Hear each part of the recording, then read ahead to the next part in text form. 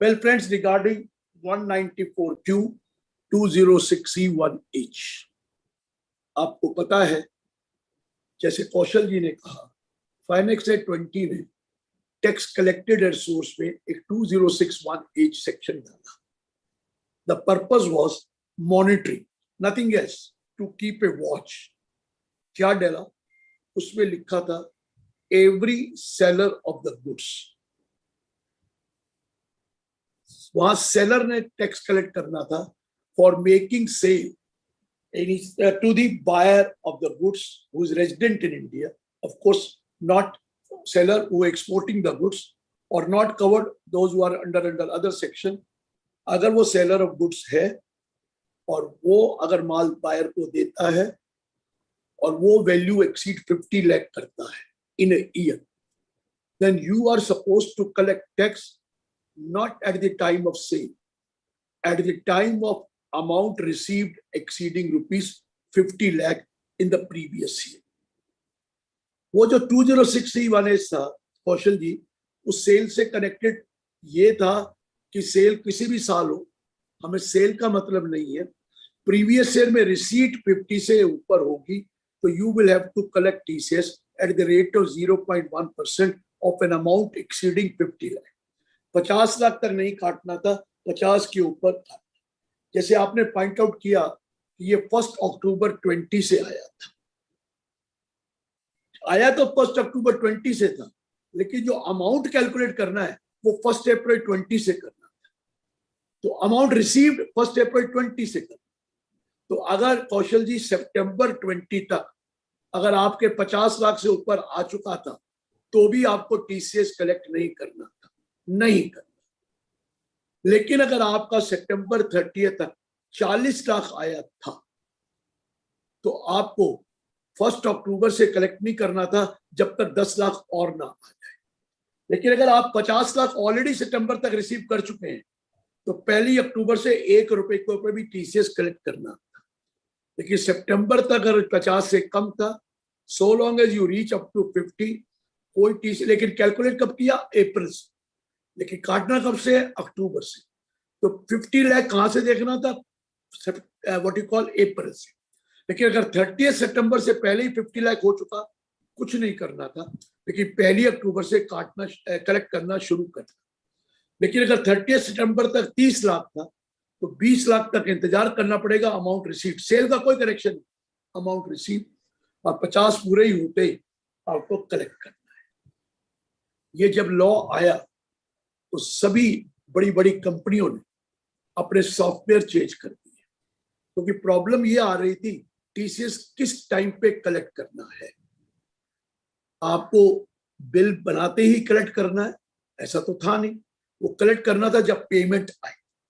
लेकिन बड़ी बड़ी कंपनियों ने कहा हमारे जितने भी बायर है वो 50 लाख से ऊपर है और उसकी कीमत 50 से ऊपर आई जाएगी. तो उन्होंने क्या किया, सॉफ्टवेयर में ही चेंज करके हर बिल में कलेक्ट करना शुरू कर दिया. हर बिल बनाया और उसमें टीसीएस कलेक्ट का लिख दिया 0.1%. हालांकि करेक्ट नहीं था, क्योंकि हो सकता है अगले साल 50 लाख से कम पेमेंट रिसीव हो, तो फिर आपने बिल बना दिया है. लेकिन उनको तो ये था कि 50 लाख से ऊपर तो हर साल आई जानी है, तो इसलिए हम कलेक्ट करने के लिए सेपरेट ना करें, बिल में ही कलेक्ट कर ले और बिल में डेबिट कर दिए. कईयों ने ऐसा नहीं किया. कईयों ने क्या, जब पेमेंट आई उस वक्त दो चीजें की, या तो डेबिट नोट इशू किया 0.1% का और उनसे पेमेंट मांगी, या जो पेमेंट आई उसमें 0.1% निकालकर 0.1% निकालकर उसके ऊपर बाकी उसको क्रेडिट कर दिया और वो पैसे जमा कर. ये सिस्टम हुआ था. लेकिन कितना शॉर्ट लिव्ड सिस्टम हुआ कि लास्ट ईयर ये किया और इस साल आपने बर्डन शिफ्ट कर दिया from seller to the buyer. मैं करूंगा उसका दोबारा आऊंगा 2061H में और कई चीजें बताऊंगा भी. लेकिन आपको मालूम होगा 2061H पेमेंट के कलेक्शन के ऊपर था. क्योंकि कलेक्शन के ऊपर था तो कई लोगों ने मुझे पूछा सर जीएसटी का क्या, क्योंकि जीएसटी पार्ट होगा कि नहीं होगा. सर कलेक्शन के टाइम में जीएसटी नहीं देखना. जो अमाउंट कलेक्ट हुआ उसमें जीएसटी इंक्लूडेड होगा, नो डाउट. उसके 50 लाख के ऊपर आपने टीसीएस कलेक्ट करना था, क्योंकि हमने बिल पे जो मर्जी लिखा हो, लेकिन यहाँ तो कलेक्शन के ऊपर है, तो जीएसटी हमें क्या पता कितना लेस करना है। हो सकता है बिल में 12% जीएसटी वाला भी हो, 18 वाला भी हो, 5 वाला भी हो, तो हमको क्या पता कितना कलेक्ट करना। तो उन्होंने कहा, क्लियर कर दिया था एक सर्कुलर डालकर, वो सर्कुलर 2020 में लाया थे, 17/2020 सर्कुलर, और कह दिया था जीएसटी जो होगा उसका कोई लेना देना नहीं है, उसकी कोई एडजस्टमेंट नहीं है, जो भी अमाउंट रिसीव हो वो जीएसटी इंक्लूसिव ही होगा, आप उसमें टीसीएस कलेक्ट करेंगे। ये पहली बात है। और वहां पर भी बताया था कि देखिए, अगर शेयर्स एंड सिक्योरिटीज हैं या कमोडिटीज हैं which are sold through recognised stock exchange, तो शेयर सिक्योरिटीज पे कोई टीडीएस या टीसीएस कलेक्ट नहीं करना, हालांकि शेयर एंड सिक्योरिटी गुड्स की डेफिनेशन में आ जाती है।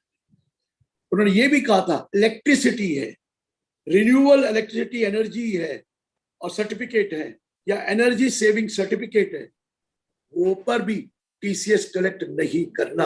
हालांकि वो इलेक्ट्रिसिटी को गुड्स मान लिया गया था, लेकिन कलेक्ट नहीं करना। ये भी बोला गया कि 206C में कहीं और कलेक्शन होती है, किसी और सेक्शन में, जैसे 206C1 है, स्क्रैप के ऊपर कलेक्शन हो गई, तो फिर आपको 206C1H पे नहीं करना।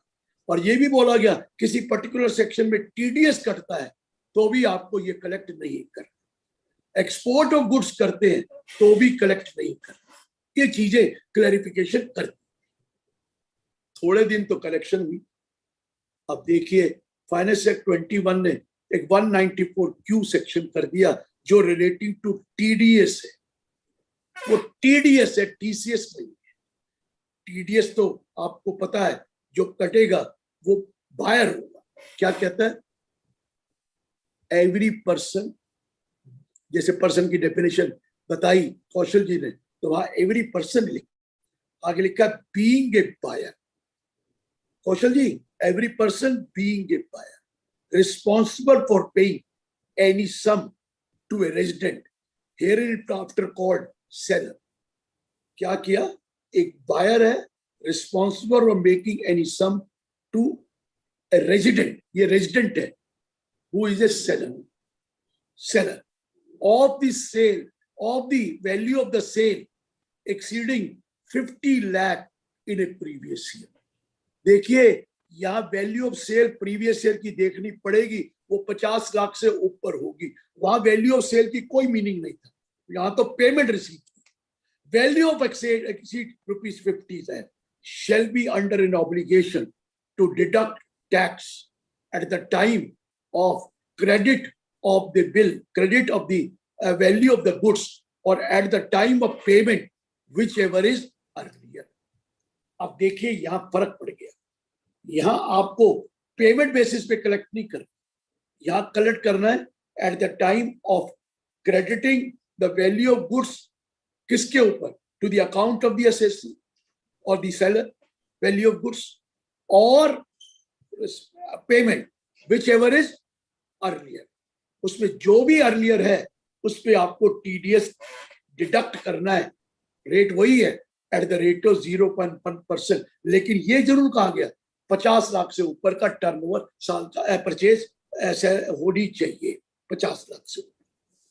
अब जरा ध्यान से रखना, स्लिप ऑफ टंग में कौशल जी ने डेट गलत बता दी, लेकिन को पता था ये डेट 1/7/2021 की है, 1/4/2021। तो स्लिप ऑफ टंग हो जाती है कि टर्नओवर आपने 1 अप्रैल से देखना है, लेकिन टीडीएस तो 1/7/2021 से डिडक्ट करना है। अब ये आपको करना है।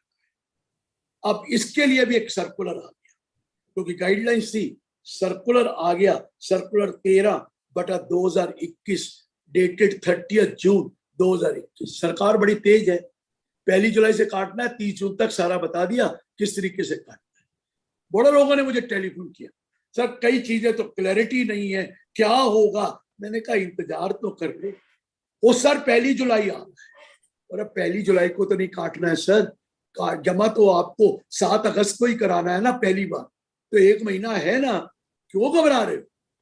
लेकिन बात ये है ना, जब फॉल्ट डिपार्टमेंट का हो तो हम हमेशा कहते हैं, देखो क्या सर ये बनाया इन्होंने, ये जो इन्फोसिस ने जो नया आपका वेब का वो जो पोर्टल जो चला ही नहीं। सर हर चीज में हिच होती है, हर चीज में प्रॉब्लम आती है और वो ठीक हो जाती है ग्रेजुअली।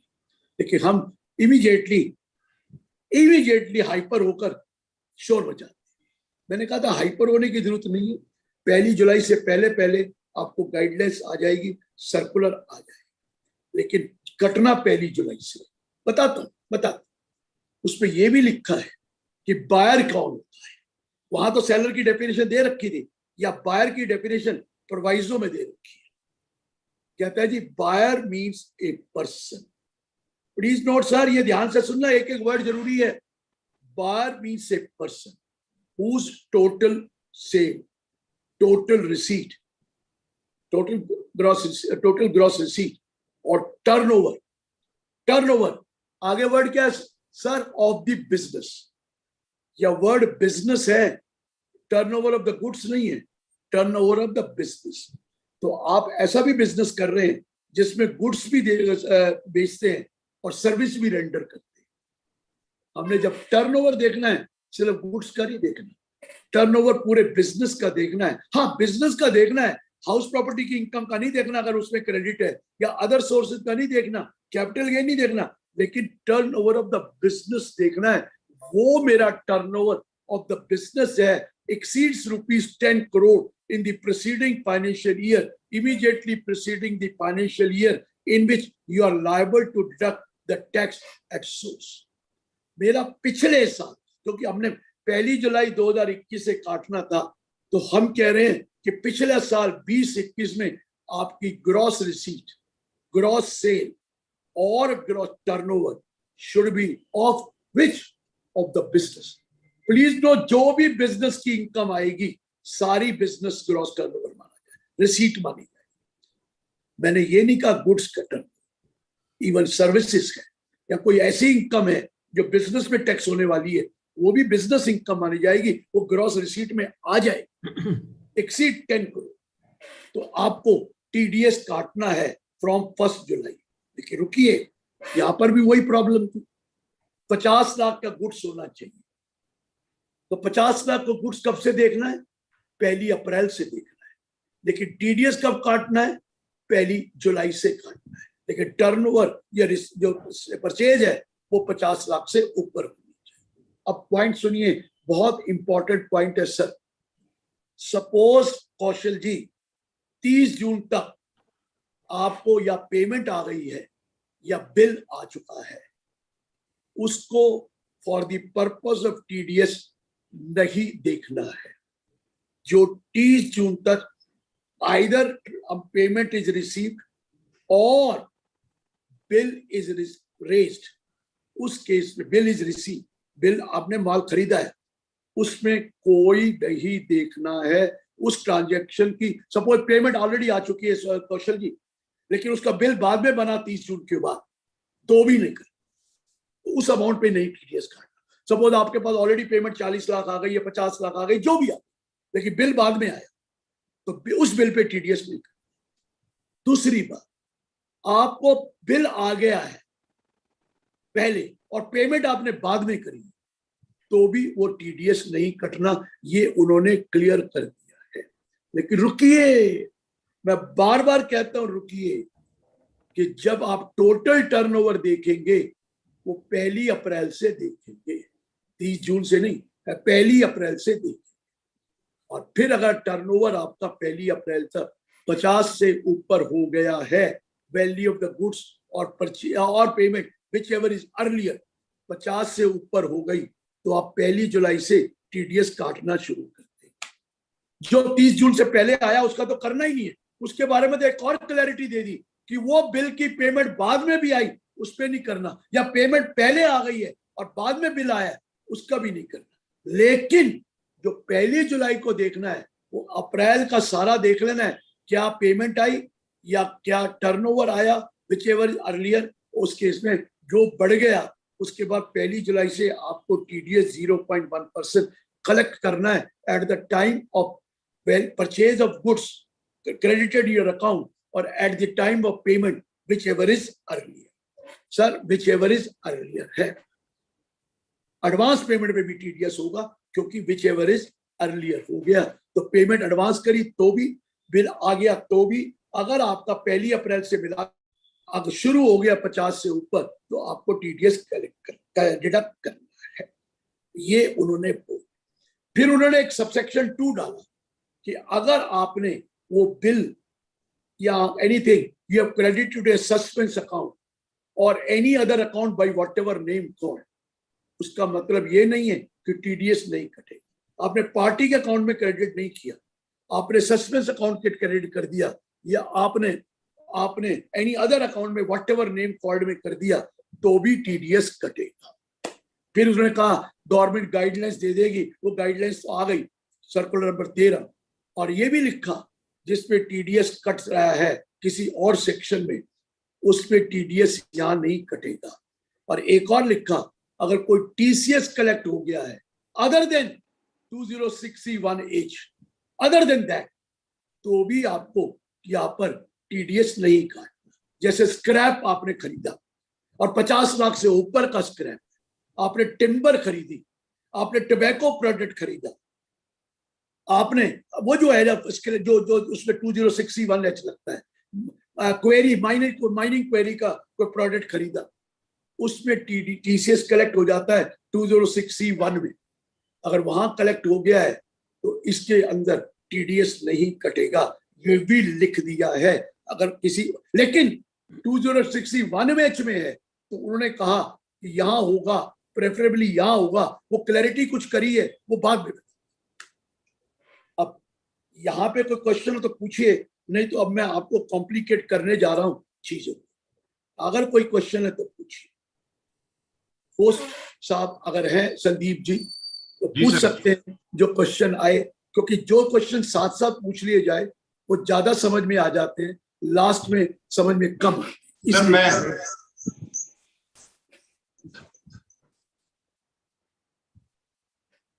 सर मैं रिक्वेस्ट करूं,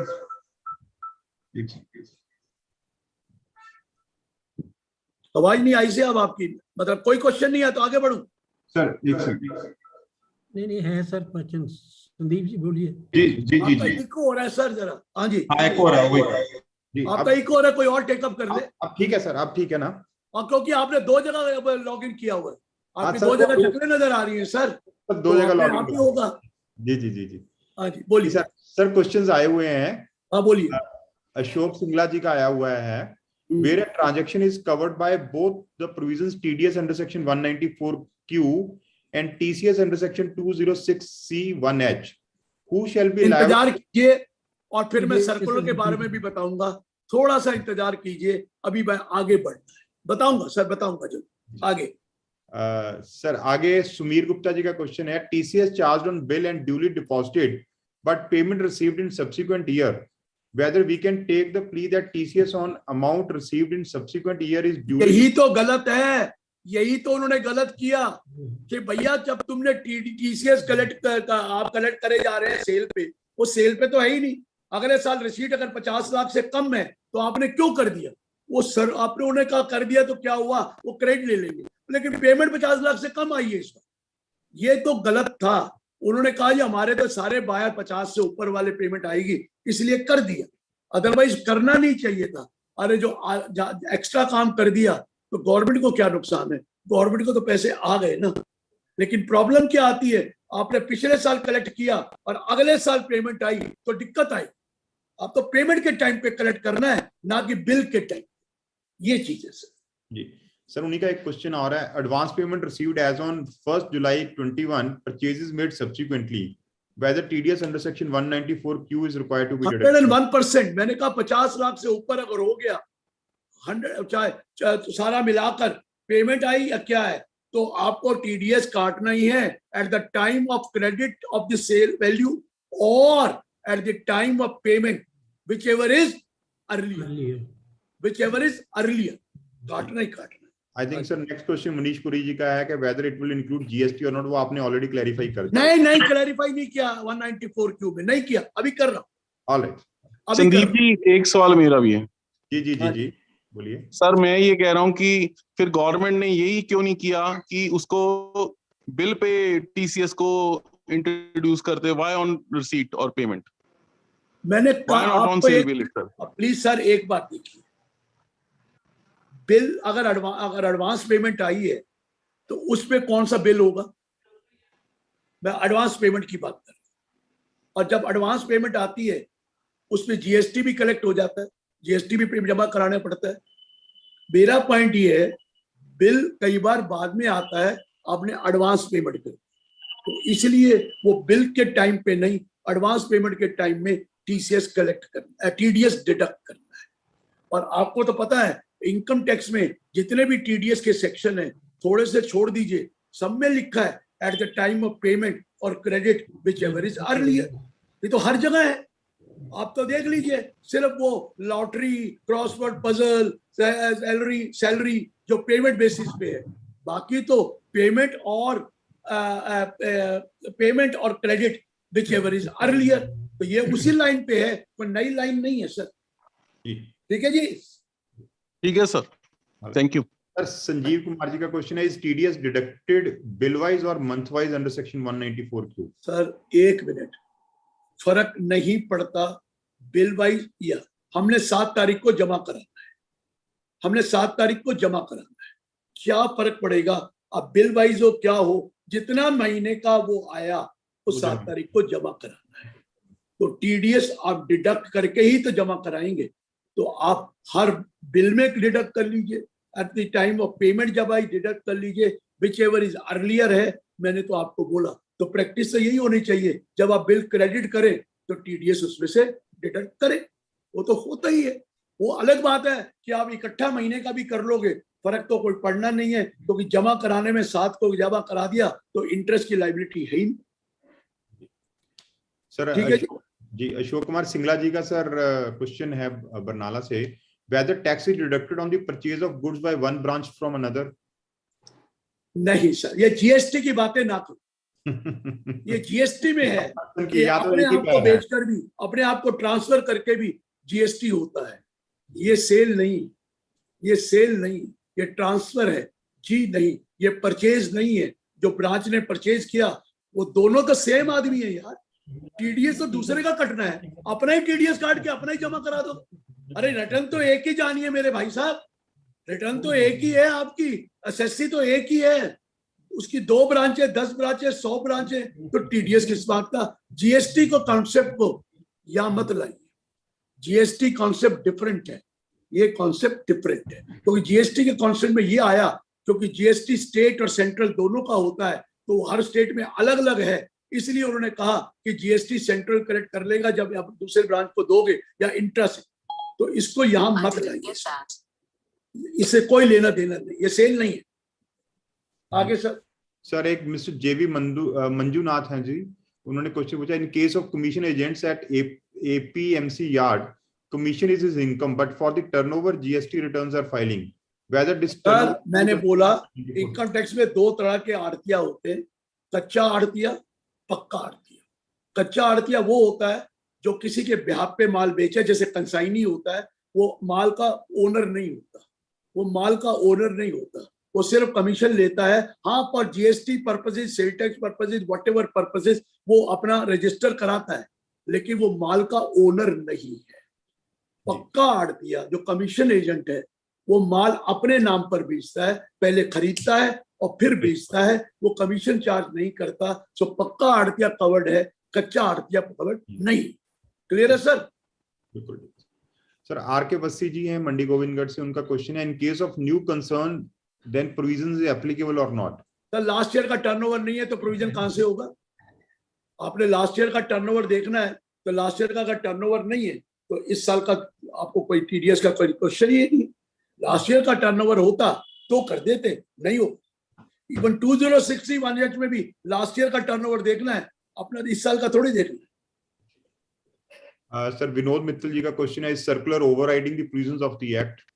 circular is binding on the department, not on the process. तो आपको तो फायदा है ना, बेनिफिशियल सर्कुलर जो होगा उनके ऊपर बाइंडिंग है।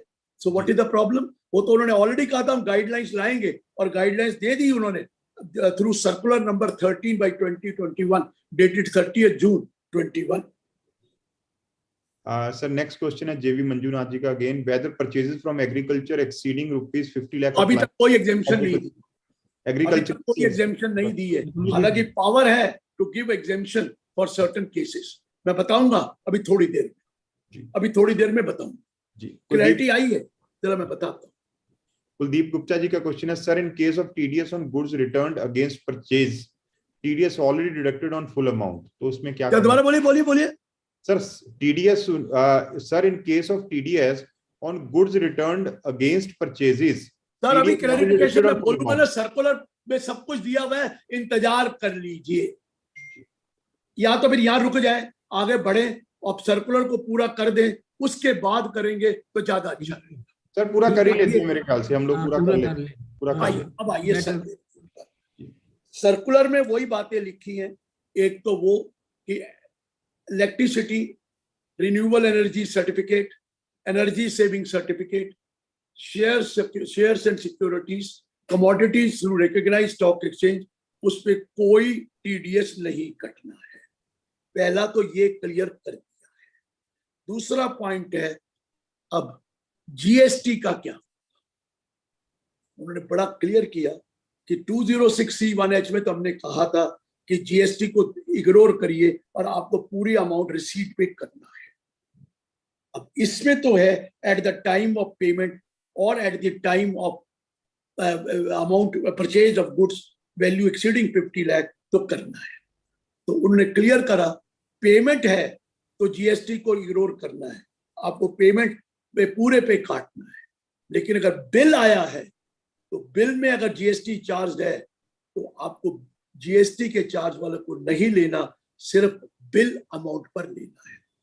मैंने क्या कहा, आपके पास एक बिल आया 60 लाख का, 12% जीएसटी लगा हुआ है, 7,20,000, बिल आ गया पहले, तो आपको 60 लाख पे टीडीएस काटना है। सर उस पे नहीं काटना, उन्होंने रेफरेंस दे दिया, वो पुराना जो सर्कुलर था सर्विस टैक्स वाला 2017 में, उसका रेफरेंस दे दिया कि वो नहीं। हाँ, अगर पेमेंट है तो उसमें हमें तो बाइफरकेट कर नहीं सकते कि जीएसटी कितना है और कितना नहीं है और कितने अमाउंट का है, इसलिए पेमेंट में जीएसटी लेस, पेमेंट करते हुए पूरे अमाउंट पे काटना है। अगर पेमेंट बेसिस पे टीडीएस काटोगे तो पूरे पे कटना है, लेकिन बिल बेसिस पे टीडीएस काटोगे विच एवर इज अर्लियर तो उस पे जीएसटी एक्सक्लूड करना है। ये क्लियर हुआ सर?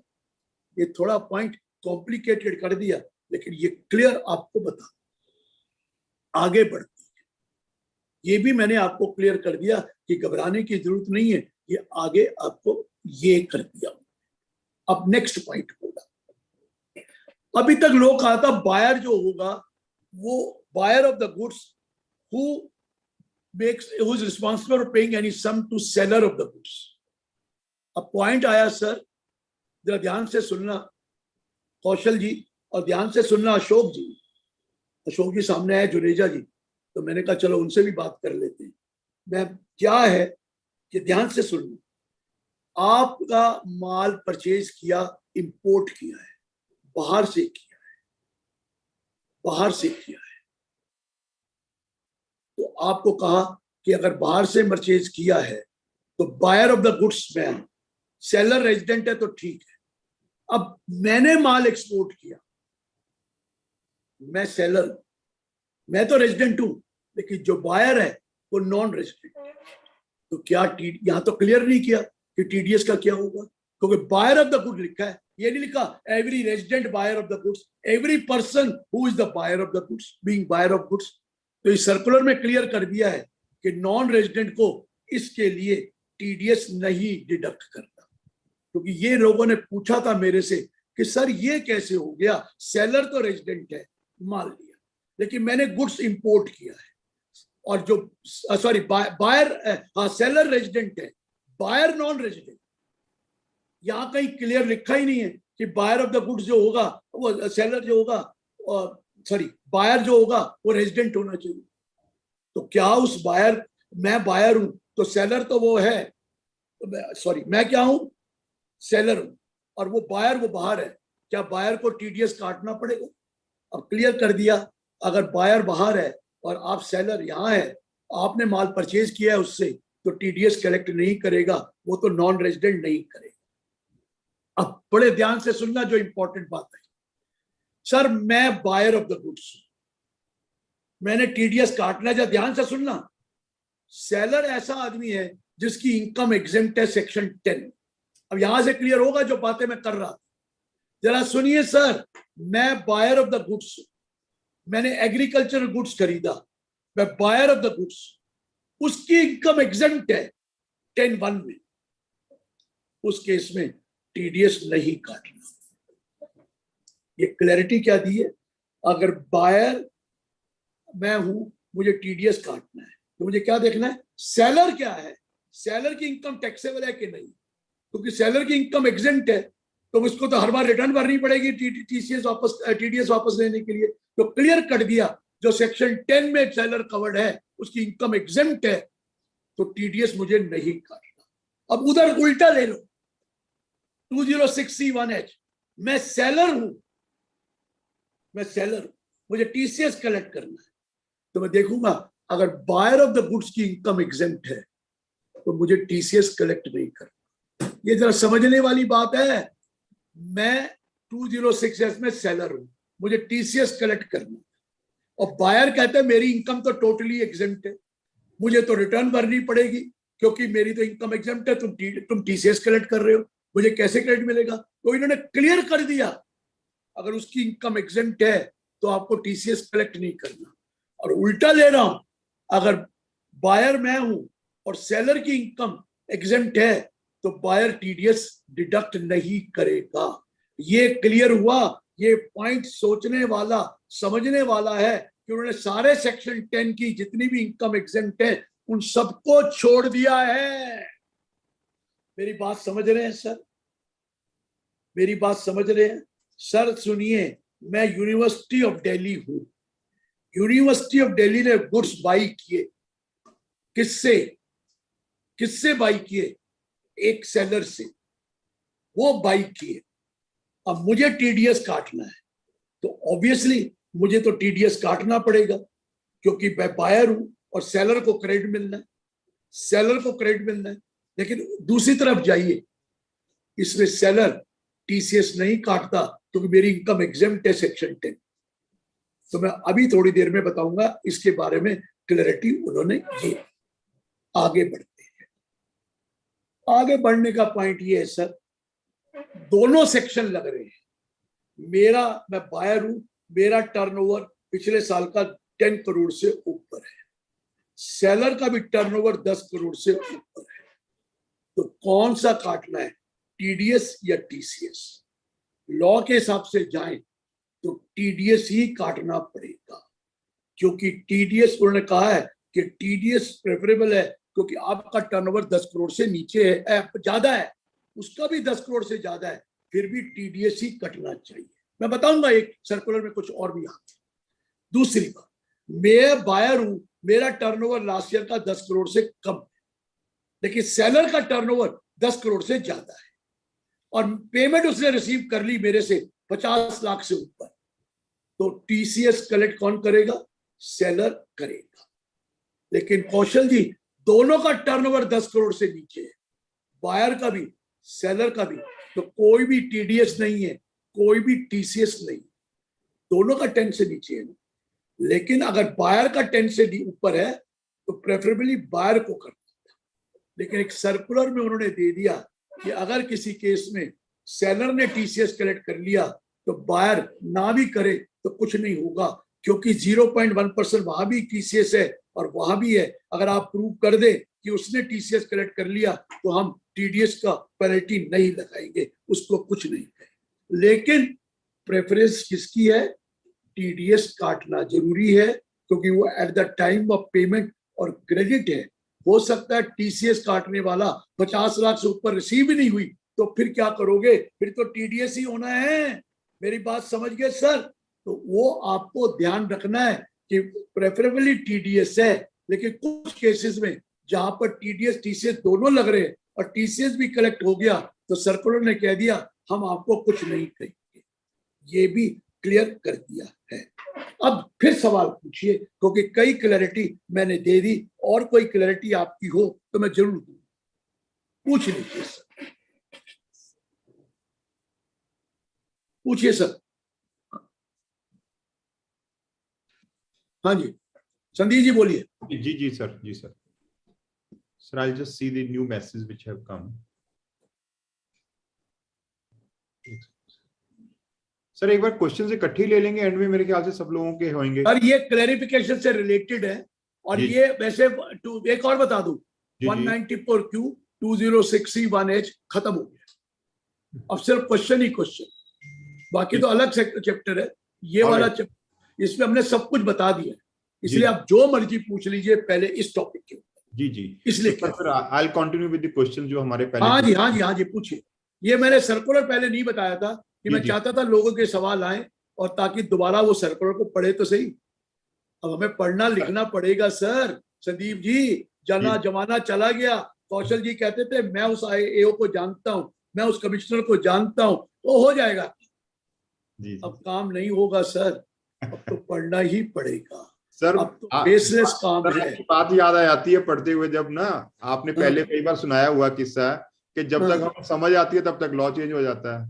क्या वो तो बात मानता हूँ, लेकिन अब तो आपको वो वाला लॉ भी याद रखना है जब असेसमेंट करानी है, और वो वाला याद रखना है जो नया आ गया। चेंज तो हो गया, पहले 206C1H आया, अब साला 6 महीने के अंदर अंदर ही कौन सा आ गया, 194Q।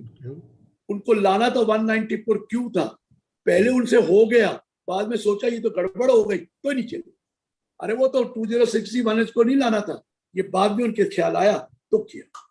चलिए सर, कुलदीप गुप्ता जी का क्वेश्चन था कि sir in case of TDS on goods returned against purchases, वो सर्कुलर में लिखा है कि अगर आपने माल पे टीडीएस काट लिया है, ऑलरेडी काट लिया, क्योंकि परचेज पे काट लिया और payment whichever is earlier cut गया, बाद में गुड्स रिटर्न हो गए, तो सर्कुलर में लिखा है अगर आपने पैसे रिफंड कर दिए,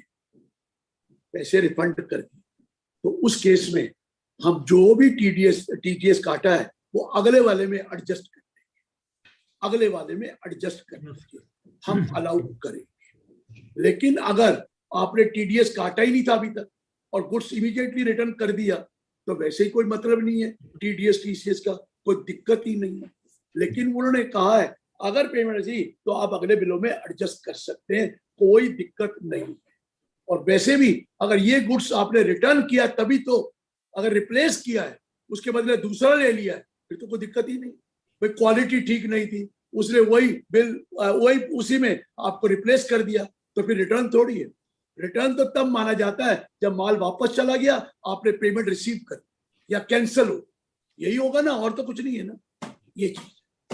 एक क्वेश्चन आया हुआ है मेरे पास व्हाट्सएप पे, a who is the seller, he has sold goods of rupees 70 lakhs to B buyer from April 1 to June 30, but B paid only rupees 40 lakhs up to June 30. With effect from July 1, liability shifts to B to deduct TDS. नहीं, मैंने बताया शुरू में ही, अगर either of the transaction, मतलब purchase या payment received before 1 जुलाई अगर हो चुकी है, तो उसका आगे जो भी पेमेंट करनी है उस पे टीसीएस और टीडीएस नहीं कलेक्ट करना। आपने जो एग्जांपल दी जरा दोबारा देना, मैं उनको एग्जांपल से बताऊंगा। A who is the seller, he has sold goods of rupees 70 lakhs to B from 70 lakh हो गया ना, July 70 लाख हो गया ना 20 जून से पहले, ठीक है सर। 70 लाख का माल बेचा, पर जो भी पेमेंट आएगी 40 लाख, 40 तो आ गई, 30 और आनी है, आएगी। हाँ जी, टीडीएस नहीं कटना है जी। लेकिन रुकिए, बाकी आइटम पे 1 जुलाई से कटना शुरू हो जाएगा, क्योंकि value of the goods more than 50 lakh हो। बाकी उस बिल के पे नहीं, उस अमाउंट पर जो 70 लाख का बिल था, जो 40 लाख आ चुका है, 30 आना है, उस पे टीडीएस नहीं कटना। आइदर परचेज और द पेमेंट इज बिफोर 1 जुलाई, तो सर्कुलर में लिख दिया है उसकी जो इवेंट हैपनिंग आफ्टर होगी उस पे कोई नहीं होना। लेकिन क्योंकि 70 की परचेज कर चुके हो, तो अब अगली परचेज जो भी करोगे उस पे टीडीएस डिडक्ट करना पड़ेगा। क्लियर हो गया सर? चलिए सर दीपक मित्तल जी का क्वेश्चन है, in case of commission agent कच्चा आड़तिया, he is selling timber, the person issues I form with timber and commission both amounts, but in actual his income is commission, I form नहीं है sir, form 27D होता है जो अगर आपने manufacturing के लिए यूज करना है। मैंने जी आई फॉर्म तो कोई सुना नहीं, कौन सा आई फॉर्म है? सर ये सर मार्केट एक्ट के अंदर होता है, जो एग्रीकल्चर मार्केट एक्ट के अंदर। क्या लेना, वो ओनर ही नहीं है। हाँ, जब वो ओनर नहीं है तो सेलर का कटेगा। जो सेलर है, सेलर कौन है, उसका टीडीएस कटना है, इसका थोड़ी कटना है। ये कच्चे आड़ती के केस में आपने कहा कि टीडीएस नहीं कटेगा। नहीं, उसका नहीं कटेगा, उस सेलर का कटेगा। सेलर का कटेगा, सेलर का कटेगा। सेलर सेलर जी जी जी। वो तो कंसाइनी एजेंट है, वो नाम लिखेगा ना सेलर का, उसका कटेगा। अरे वो सर, कंसाइनी एजेंट नीचे नाम लिखता है on behalf of such and such seller, तो उसका कटेगा। सर लेकिन वो एग्रीकल्चर प्रोड्यूस है तो चिंता मत करो ना। तो 10I वाला कंसेप्ट आ गया, मैंने बताया 10 सेक्शन में माफ है। सर वो यही पूछ रहे हैं कि जो कच्चे आड़ती से बाय करता है, जब वो उसको कच्चे आड़ती को पेमेंट करेगा तो क्या उसके ऊपर टीडीएस काटना जरूरी है उसको 194 क्यों? सेलर कौन है? सेलर एग्रीकल्चरिस्ट है। एग्रीकल्चरिस्ट है, कच्चा आड़ती और एग्रीकल्चरिस्ट। इनकम तो सेलर की माफ है ना। जी जी। तो उसके बिहाफ पे बेच रहा है, नहीं कटेगा। नहीं कटेगा, ठीक। सर मिस्टर अश्विन का क्वेश्चन है, first 50 lakhs receipt is exempted. Question है whether first 50 lakhs receipt is exempted. किसके बारे में कह रहे हैं? 192061H और या 194? I think it should be 194Q. 194Q मतलब 30 जून तक जो हो गया भूल जाओ। 30 जून के बाद अगर वो 1 अप्रैल से 50 से ऊपर हो चुका है तो आगे कोई भी पेमेंट या बिल होगा whichever is earlier, उस पे टीडीएस काटना ही पड़ेगा। जी जी। सर जीएसटी का आपने बता दिया कि जीएसटी इंक्लूडेड। जीएसटी मैंने बोला कि अगर तो वैल्यू ऑफ बिल है उस पे जीएसटी नहीं लेना, उस पे टीडीएस नहीं काटना। लेकिन अगर पेमेंट है तो उसमें जीएसटी को सेपरेट कर ही नहीं सकते, उसके ऊपर पूरे पे काटना है। ये क्लियर किया उन्होंने सर्कुलर में 13/2020-21। सर सीएस सुरेंद्र शर्मा जी का क्वेश्चन है, if last year the firm was partnership firm and from 1st of April 21 converted to proprietorship, then whether provision of TDS sir वो 45(4) में आएंगे ना, अभी तो वो चैप्टर शुरू नहीं किया। टीडीएस की बात कर रहे हैं कि सर टीडीएस की बात कर रहे हैं। टीडीएस सर वो कॉन्स्टिट्यूशन ही बदल गया है, कॉन्स्टिट्यूशन ही चेंज है, पैन ही चेंज हो गया, थोड़ी रह गई है, उसका क्या लेना देना। उसका no no no no no basic thing. Sir Sanjeev Kumar ji पूछ रहे हैं, what is the provision in case of trust like educational institutions? अगर उनकी इनकम सेक्शन 10 में है तो बचेंगे, अगर सेक्शन 11, 12, 13 में है तो नहीं बचेंगे। सर अश्विन जी का एक और क्वेश्चन है, I am liable to deduct TCS as per previous year turnover and received ₹51 lakhs in July 2021। Sir पिछले टर्नओवर का इस साल पेमेंट आ रही है, टीसीएस तो पेमेंट, मैं तो ये बोल रहा हूं अगर जून तक 50 से ऊपर आ गया तो आपको टीसीएस कलेक्ट करना ही करना था। अगर आपका जून तक 50 लाख से ऊपर पेमेंट, वो रिसीट बेसिस पे, वो सेल से तो है ही नहीं, वो सेल से तो है ही नहीं। और सपोज करो आपका 50 लाख से ऊपर पेमेंट आ गई लास्ट ईयर सेल की 50 लाख से, तो वैसे ही टीसीएस कलेक्ट होना था 30 जून तक। लेकिन माल लास्ट टाइम बेचा और पेमेंट अभी आ रही है, तो भी मैंने कहा इस साल का टर्नओवर 50 लाख से ऊपर होना चाहिए ना, उसका है। इस साल का टर्नओवर 50 से ऊपर हो तो अमाउंट क्रेडिटेड और पेड व्हिचएवर इज अर्लियर। जब तक 50 पूरा नहीं होगा तब तक तो टीडीएस टीसीएस है ही नहीं। करंट ईयर का, प्रीवियस ईयर का देखना है, पुराने सालों का नहीं देखना है। हमने तो 30 जून से पहले भी कह दिया, कोई एंट्री करी है और पेमेंट आ चुकी है या बिल आ गया है तो उसके ऊपर टीडीएस होना ही नहीं। ये तो अभी बताया मैंने आपको, उस पर टीडीएस नहीं होना है। पर उनको महानुभाव को कहिए एक बार अपने हाथ से सर्कुलर पढ़कर जरूर देख ले।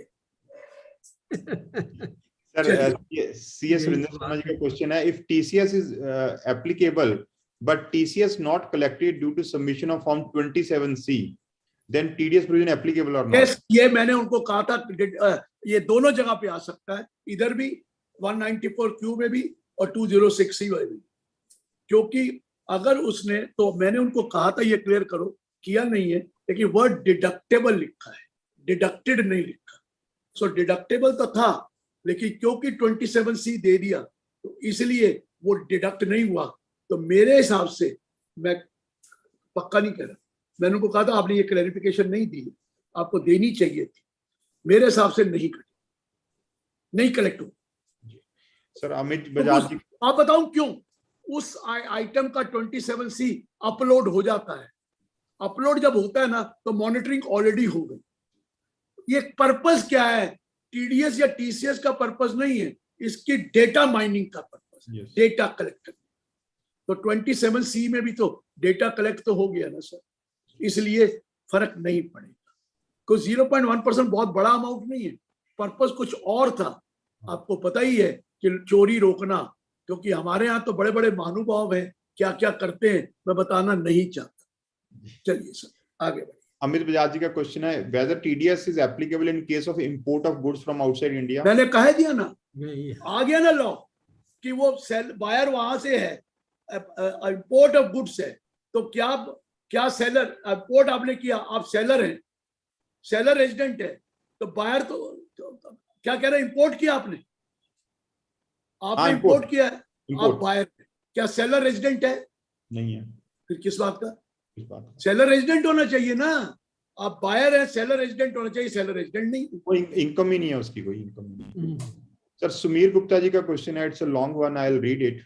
इन case of advance payment afterwards when purchase bill will come, then how will it be adjusted, because TDS is already deducted on advance payment which includes GST, but now purchase bill includes GST portion. Example, अब तो लेना पड़ेगा, पूरा लेना पड़ेगा, एक बार ले लिया तो दो नहीं होगा सर। वही तो कह रहे हैं, पेमेंट में हम आइडेंटिफाई नहीं कर सकते, इसलिए 0.1% कौन से फांसी लग जाएगी यार, आपको क्लैरिटी तो दे दी उन्होंने।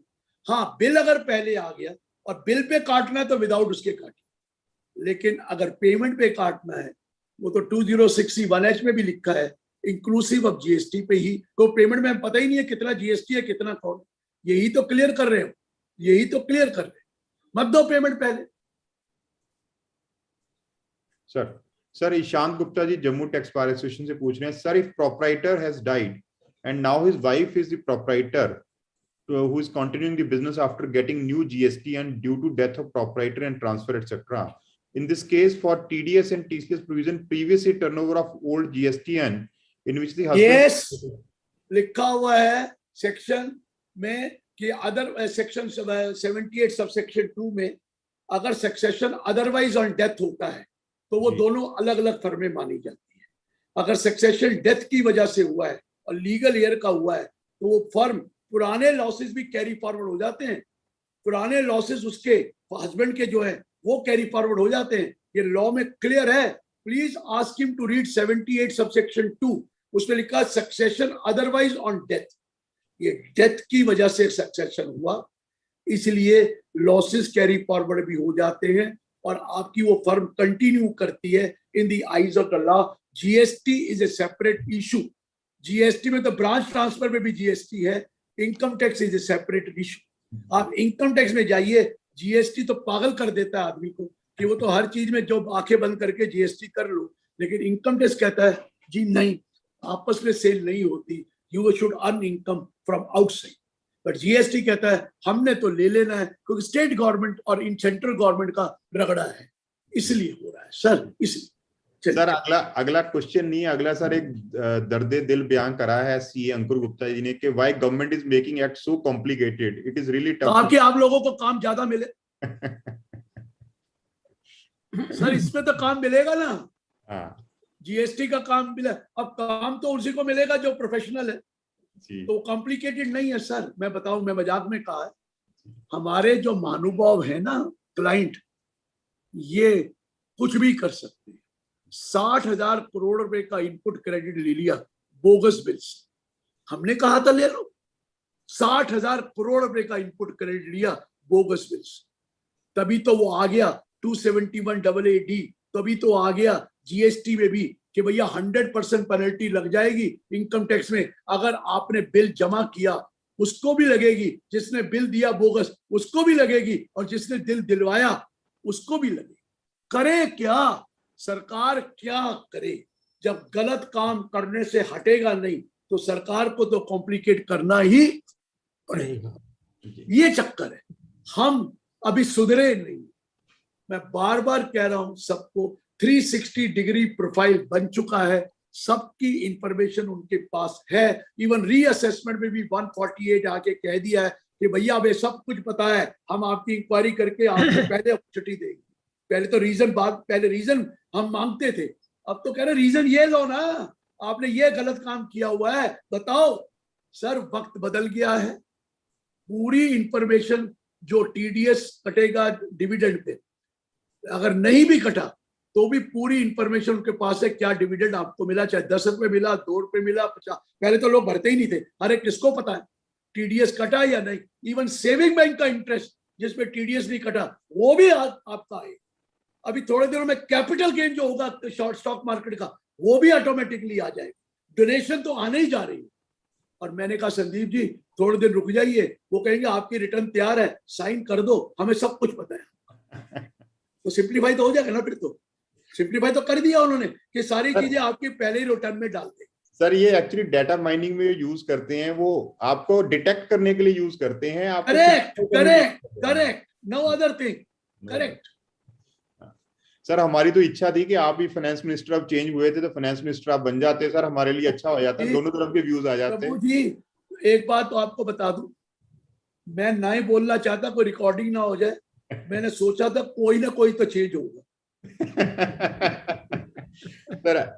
सर ये मन की बात है, इसके आगे नहीं बोल। सर अमित, एक क्वेश्चन और अमित गोयनका जी पूछ रहे हैं, इफ बायर्स और sellers income as the case may be is exempt but documentary evidence is to be taken such exempt for such क्या आर्गुमेंट्री है कि उसकी इनकम एग्जेम्प्ट है, उसकी रिटर्न की कॉपी ले लीजिए, या उसको बता देगा, वो लिख के देगा कि मेरी इनकम एग्जेम्प्ट है, इस नेचर की इनकम है। और क्या डॉक्यूमेंट्री एविडेंस है? रिटर्न में उसका जो बिजनेस है पता लग जाएगा ना, और उसकी इनकम एग्जेम्प्ट है तो उसने ऑलरेडी भी तो रिटर्न भरी होंगी जी, लीजिए जी। सर अरविंदर मुंडे जी का क्वेश्चन है लुधियाना से, is 50 lakh exemption in each financial year? Yes yes Yes, each year is a separate year. In a previous year लिखा है, in aggregate previous year नहीं लिखा, in a previous year. जी सर चंद्र सहगल जी का क्वेश्चन मैं स्किप कर रहा हूँ क्योंकि उनका रिपीट है वो कि पार्टनरशिप फर्म से प्रोप्राइटरशिप फर्म बन गई कि तो एप्लीकेबल है कि नहीं है, वो आई थिंक वो एप्लीकेबल नहीं, आपने बताया। हिना शाह का क्वेश्चन है, if both the party having turnover exceeding ₹10 crores and deals in exempted goods like wheat and rice, then what is the position of TCS? Sir ऐसा तो हो नहीं सकता, दोनों की इनकम एग्जेम्प्ट है। एक की एग्रीकल्चर इनकम है, दूसरे की कैसे एग्रीकल्चर होगी? ऐसा तो हो नहीं सकता मेरे हिसाब से। पॉसिबल है, एक अगर एग्रीकल्चरिस्ट है वो हो सकता है, दूसरा कैसे एग्रीकल्चरिस्ट हो गया, मेरे तो समझ में नहीं आया। नहीं, मेरे हिसाब से नहीं। हाँ वो ऐसा है, कोई और किसी सेक्शन 10 में हो तो ठीक है, और कोई सेक्शन 10 में हो तो ठीक है, मुझे कोई दिक्कत नहीं। सर ये एग्जम्पशन की बात मेरे ख्याल से कंफ्यूजन हो गई है जीएसटी में, वहां पर एग्जम्पशन आइटम जीएसटी को छोड़िए सर, मुझे जीएसटी आता है जी जी, और यहाँ पर भूल जाइए जब जीएसटी जब इनकम टैक्स की बातें करें। जी सर अशोक सिंगला जी का बरनाला से क्वेश्चन है, whether TDS is liable to be deducted on the purchase of jewellery not connected with business? There is no condition that the purchase should be connected. एक minute sir, एक from business world का buyer जो कर रहा है वो किस लिए कर रहा है? अपने बिजनेस के लिए कर रहे हैं तो ठीक है। लेकिन अब उल्टे जगह जाइए, सेलर क्या कर रहा है? सेलर में बायर का वहां नहीं लिखा हुआ कि बायर कंज्यूमर नहीं हो सकता, वहां नहीं लिखा हुआ कि वह कंज्यूमर नहीं हो सकता, यहां लिखा है बायर उस बिजनेस की इनकम, वहां सेलर की बिजनेस इनकम लिखा है, बायर तो कोई भी हो, वहां पर सेलर वाला काम में आ सकता है। जी सर एक विनोद मित्तल जी ने बड़ा जनरल क्वेश्चन पूछा with regard to site, I will skip that. Ishant Gupta ji पूछ रहे हैं जम्मू से, sir please clear if losses continue in the case of succession, so TDS and TCS applicable to successor or not if the husband's turnover is above 10 crores? Losses का क्या connection है? हमने तो पिछले उस फर्म का जो सोल प्रोप्राइटरी फर्म है उसका टर्नओवर देखना, हमें उसका टर्नओवर देखना, लॉसेस से क्या लेना देना? उस फर्म का जो सोल प्रोप्राइटरी है जिसमें वो लीगल एयर आ गया है, उसका पिछले साल का टर्नओवर क्या था? क्योंकि इनकम टैक्स में वो चेंज नहीं हुआ, इसमें जीएसटी की जो मर्जी करिए नंबर बदल गया। इनकम टैक्स में तो वो सक्सेसर आकर वो फर्म को कंटिन्यू करता है, अगर क्लोज कर देता है तो बात ही अलग है। जी sir, I think we are done with the questions as of now, so we can proceed ahead. We'll have a so TCS TDS over, जो कोई आइकाद आ जाएगा 45(4) के बाद I'll request anybody who has the question, he can raise his hand so that I can put him online, then he can ask the question. चलिए sir, let's proceed further. अब मैं एक चीज आपको बता दूं, जी सर. 45(4) मैं समझाऊंगा जरूर, लेकिन टाइम बहुत कम है। मैं बताता हूँ जितना 15 मिनट बढ़ा देंगे सर इसमें, है 15 मिनट और बढ़ा देंगे सर। चल देखता हूँ सर, मेरा एक आगे आ गए, मैं कोशिश करता हूँ। सुनिए सर, पहला जो 45(4) था उसमें लिखा था where any amount is distributed to the partner or the member of the AOP at the time of dissolution, or otherwise, if there is any asset is received in kind, asset is received in kind at the time of dissolution or otherwise from the firm or AOP, then it will be, then for the purpose, then the firm shall be liable to pay tax on the basis of fair market value on this case. क्या कहते थे, अगर dissolution हुआ तो उसमें अगर कोई asset kind में आपने पार्टनर को दे दी,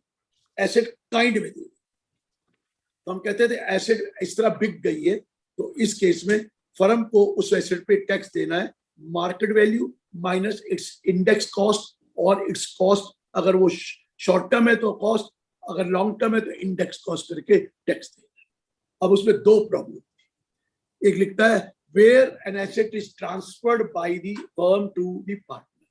वो कहते हैं एक तो लीगल प्रॉब्लम ये थी, ये ट्रांसफर नहीं मानी जाती, आप अपने आप को कैसे ट्रांसफर करोगे, पार्टनर्स आर द ओनर्स। तो एक तो ये रिश्ता था, तो उन्होंने वर्ड रिसीव कर दिया, चलो वो तो ठीक है, लेकिन प्रॉब्लम एक और आई थी, वहां डिसोल्यूशन और अदरवाइज लिखा था। एक बॉम्बे हाई कोर्ट को छोड़कर सबने कहा था कि डिसोल्यूशन की नेचर का होना चाहिए, रिटायरमेंट या रिकॉन्स्टिट्यूशन इसमें इंक्लूड नहीं होता। हालांकि बॉम्बे हाई कोर्ट की जजमेंट AN नायक की आई थी, जिसमें लिखा था कि डिसोल्यूशन, ये रिटायरमेंट भी इंक्लूड, रिकॉन्स्टिट्यूशन भी होता है, लेकिन वो मानी नहीं। अब इन्होंने सारा ही बेड़ा गर्क कर दिया। क्या किया है सर, वो कहता है ये रिसीव है तो इसको ट्रांसफर कैसे कहेंगे, तो सर एक सेक्शन 9B डाला है। मैं चाहूंगा एक आध आदमी मेरे सामने और आ जाए, क्योंकि मुझे लगता है मैं दीवारों से बात करता हूँ, थोड़ी सी आपकी शक्ल देखता हूँ तो मैं खुश हो जाता हूँ। संदीप जी तो क्वेश्चन पूछने वाले हैं, वो आए ना आए, बाकी कोई दो चार और आ जाए तो पता लगता है। चलिए मैंने क्या कहा, अब क्या लिखा है, वेयर, जब सुनते रहना सर, ये लैंग्वेज को सुन के मैं एक एक चीज बताऊंगा। एक सेक्शन 9B डाला है, 9B को टैक्स नहीं लगा रहा, 9B तो डीम्ड ट्रांसफर की बात कर रहा है और डीम्ड इनकम की बात कर रहा है। कहता है where a specified person receive during the previous year any stock in trade और capital asset, receive during the year any stock in trade और capital asset from a specified entity in connection with dissolution or reconstitution of the specified entity। क्या मतलब हुआ, पहले मैं बता दूं, specified person, पहले ओल्ड लॉ में स्पेसिफाइड पर्सन ही लिखा था, वहां लिखा था पार्टनर और मेंबर ऑफ एओपी, वो बार बार लिखना पड़ता था पार्टनर मेंबर ऑफ एओपी, उन दोनों को मिलाकर उसका नाम रख दिया स्पेसिफाइड पर्सन। स्पेसिफाइड एंटिटी पहले लिखना पड़ता था फ्रॉम द फर्म और एओपी और बीओआई, इन्होंने कह दिया वो दोनों का मतलब स्पेसिफाइड एंटिटी कर। समझ में आ गया, कोई दिक्कत तो नहीं है, वो तो कन्वीनियंस से नीचे कह दिया specified entity includes firm and AOP BOI, specified person includes partner and member of AOP BOI, तो कोई फर्क तो पड़ा नहीं। वेयर ए स्पेसिफाइड पर्सन, मैं एग्जांपल ले रहा हूं, सपोज वो पार्टनर है, received during the previous year, previous year में रिसीव कर रहा है, क्या कर रहा है जरा सुनिए, एनी स्टॉक इन ट्रेड और कैपिटल एसेट। ठीक है सर, स्टॉक इन ट्रेड और कैपिटल इन कनेक्शन विद, कहां से रिसीव कर रहा है, from a specified entity in connection with dissolution or reconstitution, दोनों है यहाँ पर, dissolution और reconstitution of this specified entity. Suppose वो पार्टनरशिप डिसॉल्व हो रही है और एक पार्टनर को एक एसेट काइंड में मिली या स्टॉक इन ट्रेड मिला, ठीक है, कहता है this will be treated as, this transaction will be treated as deemed to be transfer in the hands of the specified entity. ये माना जाएगा जैसे स्पेसिफाइड एंटिटी ने इसको ट्रांसफर कर दिया, डीम ट्रांसफर कर दिया किसको, वो पार्टनर, वो रिसीव कर रहा है लेकिन हम डीम्ड ट्रांसफर मान रहे हैं उसको. किसने दी, एंटिटी ने किसको दिया, पार्टनर को दिया, और वो काइंड में दिया.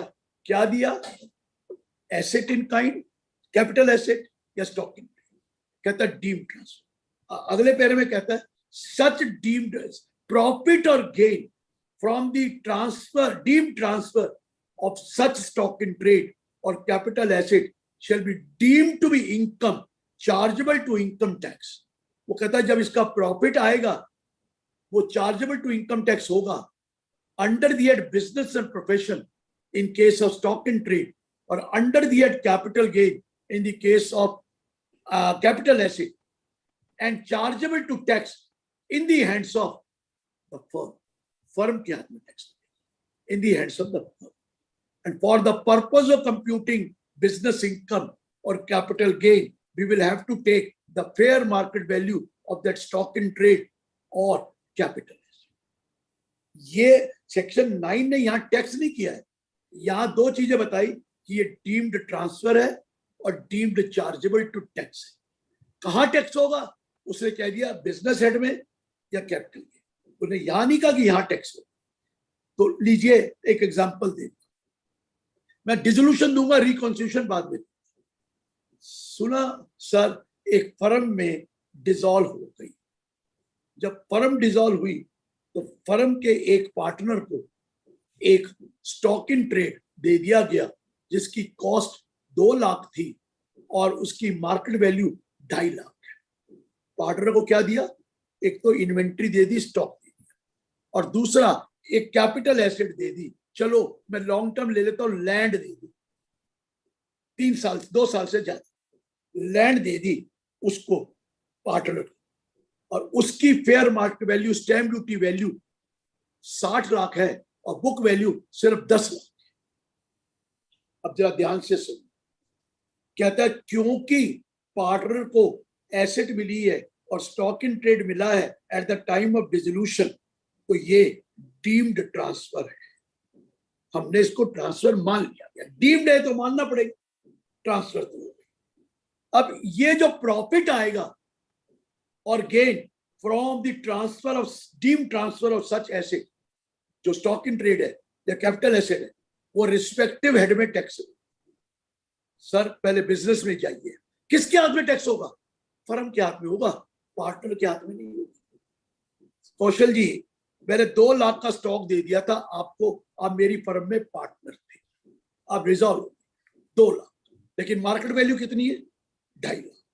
तो मैं क्या करूंगा, सेक्शन 28 में जाकर market value 2.5 lakh minus cost 2 lakh, 50 lakh रुपया बिजनेस इनकम मानी जाएगी फर्म की, और फर्म उस पर टैक्स देगी. ये पहला पॉइंट समझ में आ गया, फर्म उस पर टैक्स देगी. ये क्लियर हो गया तो मैं आगे बढ़ूं. हो गया सर. अब आगे बढ़, फर्म ने एक लैंड भी दी, उसकी कीमत 50 लाख का स्टैम्प ड्यूटी वैल्यू, हमने 10 लाख की खरीदी. कहता है ये डीम्ड ट्रांसफर है, इससे इनकम निकालिए, कैपिटल गेन. कैपिटल गेन की इनकम कहां निकाली जाती है, 45(1), 4 नहीं 45(1). चाहिए 9 भी 45(1) से डील कर रहा है. 45(1) में अब क्या करेंगे, स्टैम्प ड्यूटी वैल्यू 50 लाख. कितने की परचेज करी थी, 10 लाख. पहले उसको इंडेक्स कीजिए क्योंकि long term capital gain, capital gain निकालते तो इंडेक्स करना पड़ेगा ना, तो कर दीजिए. सपोज वो 10 लाख की इंडेक्सेशन वैल्यू 16 लाख, तो 50 लाख माइनस 16 लाख 34 लाख टैक्स लगेगा किसको, firm as capital gain, long term capital gain, और 50 लाख एज बिजनेस इनकम. और जो पार्टनर को वो एसेट मिली उसकी कॉस्ट क्या होगी? जो स्टॉक मिला उसकी cost 2.5 lakh fair market value, और जो लैंड मिली उसकी कॉस्ट 50 लाख, क्योंकि उस पर टैक्स फर्म ने दे दिया। ये क्लियर हुआ तो आगे बढ़ेंगे, नहीं तो आगे बढ़ ही नहीं सकते। ये डिसोल्यूशन की बात करो, रिकॉन्स्टिट्यूशन नहीं करो। रिकॉन्स्टिट्यूशन बाद में करो, वहां तो कंफ्यूज हो जाएंगे। पहले सिंपल पॉइंट, डिसोल्यूशन में फर्म ने अपने पार्टनर को स्टॉक इन ट्रेड और कैपिटल एसेट दी है। मनी नहीं कहा, स्टॉक इन ट्रेड और कैपिटल एसेट दी है। क्या करा? हम कैपिटल एसेट भी मानेंगे डीम्ड ट्रांसफर है, और हम स्टॉक इन ट्रेड भी मानेंगे डीम्ड ट्रांसफर है। तो टैक्स किसको लगाना है? फर्म। तो फर्म ने 2 लाख की चीज जो मार्केट वैल्यू 2.5 लाख की थी वो पार्टनर को दे दी, तो 2.5 माइनस 2 50 लाख पर फर्म टैक्स देगी, पार्टनर नहीं देगी। और फिर क्या, वो जो आपने market stamp duty value land की 50 लाख थी और बुक वैल्यू 10 लाख है, तो आपने अगर बाहर बेची होती, अगर पार्टनर को ना बेची होती तो बाहर बेची होती, तो क्या करते?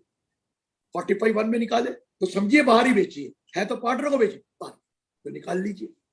10 लाख का इंडेक्सेशन कर दीजिए, सपोज 16 लाख आ गया, stamp duty value 50, 50 minus 16 34 lakh, long term capital gain पे टैक्स फर्म को देना है और कुछ नहीं करना।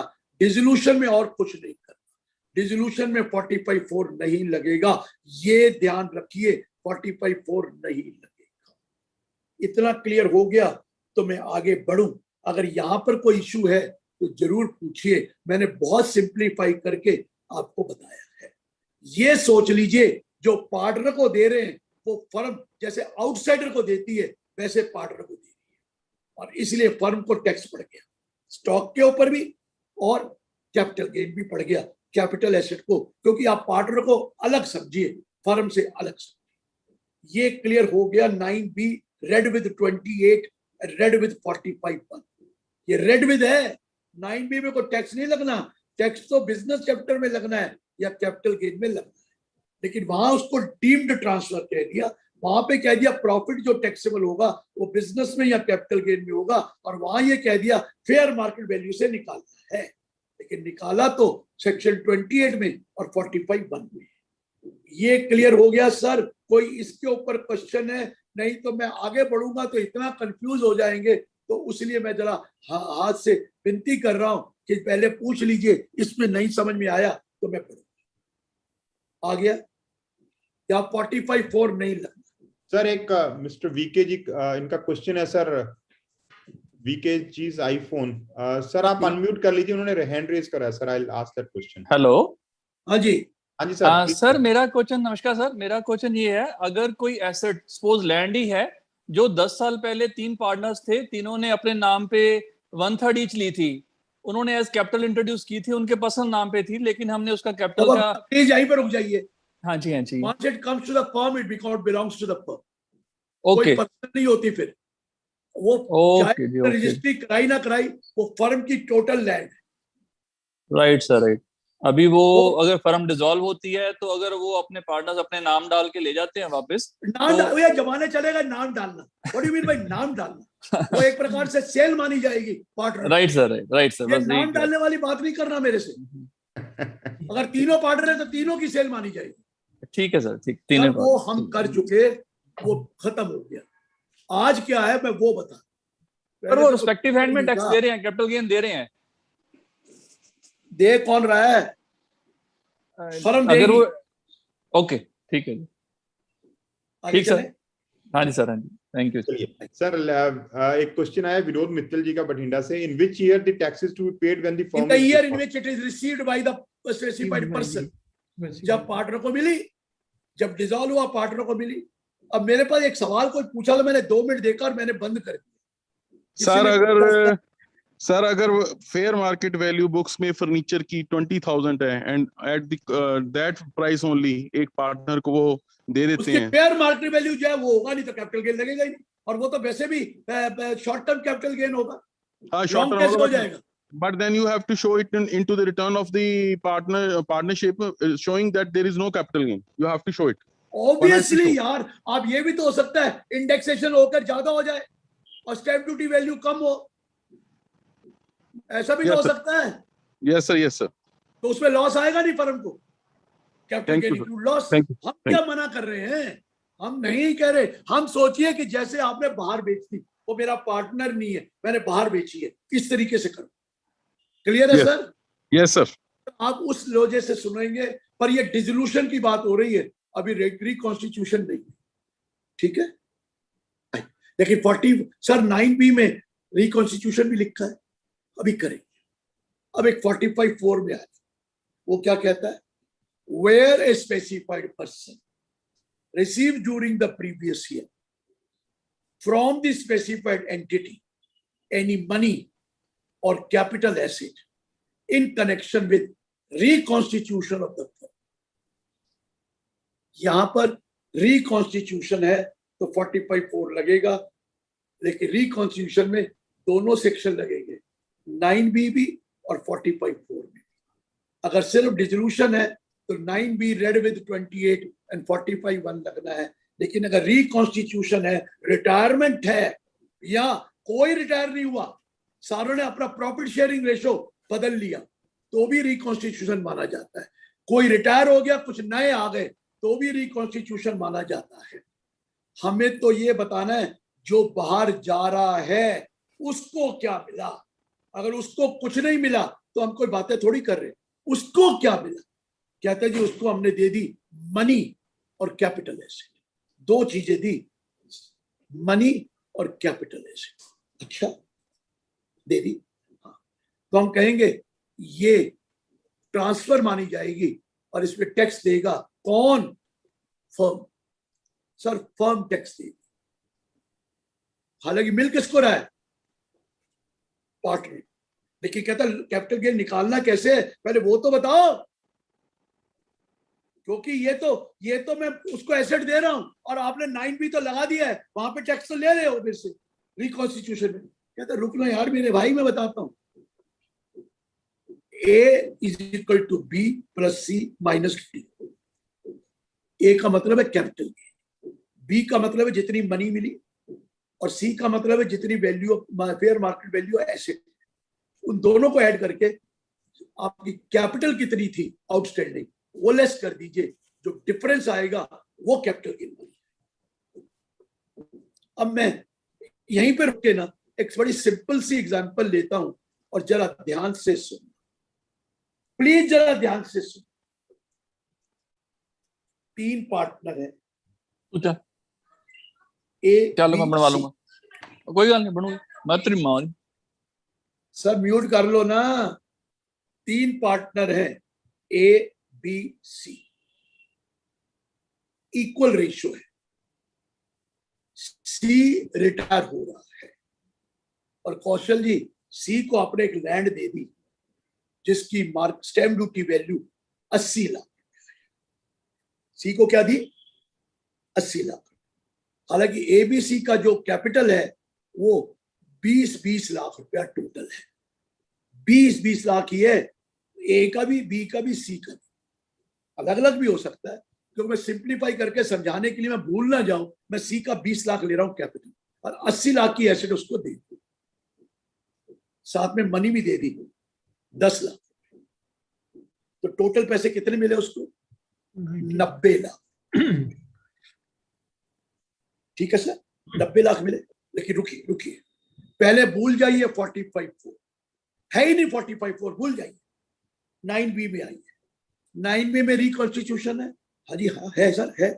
9B में मनी आती है जी नहीं, वहां स्टॉक आता है या कैपिटल एसेट, तो भूल जाइए मनी पार्ट को।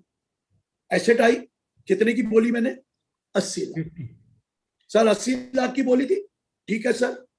उसकी कॉस्ट क्या थी सर, वो किताबों में कॉस्ट उसकी 20 लाख। ओके कोई बात, 20 थी।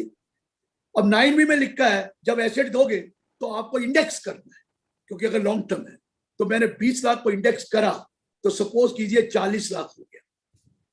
समझ में आ गया सर? तो कैपिटल गेन कितना हुआ, 80 - 40, 40 लाख रुपया, जो उसको टैक्स कर दिया 45(1) में। M I right? 45(1) में कर दिया, इसमें स्टॉक नहीं है तो 45(1) में कितना टैक्स हो गया? 40 लाख। ये ठीक है सर, 40 लाख इंडेक्स करेंगे, हो गया सर। अब रुकिए, अब वहां पर जाइए 45(4), आपको क्या मिला? Money 10 lakh, asset 80 lakh, 90 lakh. आपकी कैपिटल कितनी है? मैंने बोला था 20, कहता रुको 20 नहीं है। कहते क्यों नहीं है 20? कहते रुको ना मेरे भाई, जो कैपिटल गेन हुआ है वो भी तो ऐड करना है इसमें कैपिटल में, जो आपने ऑलरेडी लगा दिया है। लेकिन प्लीज नोट, कैपिटल गेन तो टैक्स के लिए है। और सपोज करो उस 40 लाख पे कौशल जी आपने सरचार्ज छोड़कर 8 लाख टैक्स दिया है, 20% 8 होता है, 8 लाख। 40 लाख और 8 लाख, ये याद रखना, कैपिटल गेन 40 और वो 8 लाख टैक्स। लेकिन कौशल जी एक्चुअल इनकम कितनी हुई है? 40 नहीं हुई है। एक्चुअल इनकम में इंडेक्सेशन थोड़ी देखा जाता है, जो कमर्शियल सेंस में आप प्रॉफिट बनाएंगे वो तो होगा 80 - 20 book value. M I right और रॉन्ग? राइट। तो 60 लाख, तो 60 लाख प्रॉफिट हुआ, बुक प्रॉफिट। उसको छोड़ दीजिए कैपिटल गेन, 60 हुआ ना, उस 60 में से कैपिटल टैक्स कितना दे दिया? 8 लाख। अब ये 52 लाख अब तीनों में बांट देंगे और फिर कैपिटल निकालेंगे। जब 52 बचा तो सी को कितना मिला? 17,33,000। M I right? तो सी का कैपिटल कितना हो गया? 20 लाख नहीं रहा, 37,33,000 रुपया। अब 90 में से 37,333 लेस करेंगे और फर्म को कैपिटल गेन टैक्स देना पड़ेगा 52,667। मर गए। समझ में आया कि नहीं आया वो तो आप बताएंगे। मैं दोबारा रिपीट करूंगा, जरा ध्यान से सुनना। अभी तो शुरू हुआ है, अभी तो एक और मुसीबत है जिसको मैंने अभी बोला ही नहीं। ध्यान से सुनना। हमने अपने पार्टनर सी जो रिटायर हो रहा था, उसकी कैपिटल बिफोर रिटायरमेंट 20 लाख थी और उसका 1/3 शेयर था। ठीक है सर, 20 लाख थी, 1/3 शेयर था। हमने उसको 10 लाख रुपया कैश दे दिया और 80 लाख की एसेट दी, जिसकी स्टैंप ड्यूटी वैल्यू 80 लाख थी। तो कैपिटल गेन कितना निकलना है? 45(4). अभी भूल जाओ, अभी भूल जाओ, पहले 9B में जाओ। 9B में मनी को तो देखना ही नहीं। क्या देखना है? Capital gain, stamp duty value 80 lakh और इंडेक्स कॉस्ट क्या हो? मैंने कहा वो हमने 20 लाख की खरीदी थी और इंडेक्स कॉस्ट 40 हो गई। तो कौशल जी कैपिटल गेन हुआ 45(1) में, 1 में, 4 में नहीं, 1 में। 80 - 40, 40 लाख। ये ठीक है सर, 40 लाख। और 40 लाख पे टैक्स मैंने गिन लिया, सरचार्ज हटा दो कैलकुलेशन सिंपल करने के लिए, 8 लाख। 40 पे 8 लाख टैक्स दे दिया है। लेकिन जब आप कैपिटल अकाउंट क्रेडिट करोगे तो कैपिटल गेन थोड़ी क्रेडिट होता है, वो तो प्रॉफिट कितना आया on the sale of that asset, वो प्रॉफिट है 80 - 20। Am I right sir? 80 - 20, 60 lakh रुपया। उसमें से टैक्स निकाल दो, 8 लाख रुपया। 52 लाख इनकम प्रॉफिट आया आफ्टर टैक्स। उसको तीनों आदियों में बांट दो तो सी को मिला 1/3, 17,33,333। ठीक है सर। अब सी का कैपिटल कितना बढ़ गया? ऑलरेडी 20 था, 17 और जोड़ दीजिए, 37,33,333। लेकिन हमने दिया कितना उसको? 10 लाख कैश, 80 लाख की एसेट, 90 लाख माइनस 33,333। इसके ऊपर फर्म को टैक्स देना पड़ेगा 52,66,667। आप कहोगे कौशल जी 2 टैक्स हो गए। एक तो 45(1) में हमने टैक्स दिया 40 लाख के ऊपर 8 लाख रुपया, और ये टैक्स दे रही है फर्म कितने के ऊपर? 66 लाख कितने के ऊपर? वो भी टैक्स लग गया।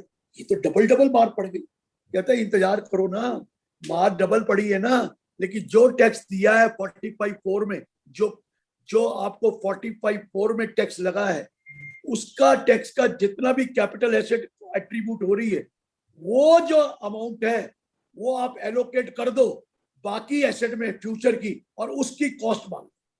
आगे जब उसकी प्रॉफिट निकालोगे कभी भी बेचोगे तो उतना अमाउंट जो ऑलरेडी दे चुके हो वो फ्यूचर की कॉस्ट में एडजस्ट हो जाए। महा मुश्किल काम। फॉर्म 5C भरो, उसमें लिखो सर पागल हो जाएंगे, नोटिफिकेशन आया है और उसमें रूल 8A भी आया, रूल 8AA आया और साथ में एक सर्कुलर आया है 14/2021। जब तक कि एक ड्राइंग बोर्ड पे अच्छी तरह नहीं समझाऊंगा समझ आ ही नहीं सकता। लेकिन मैंने सिंप्लीफाइड तरीके से यहां तक तो कह दिया कि 2 कैपिटल गेन लगेंगे, लेकिन उस जो कैपिटल गेन आपने 45(4) में दिया उसका क्या होगा?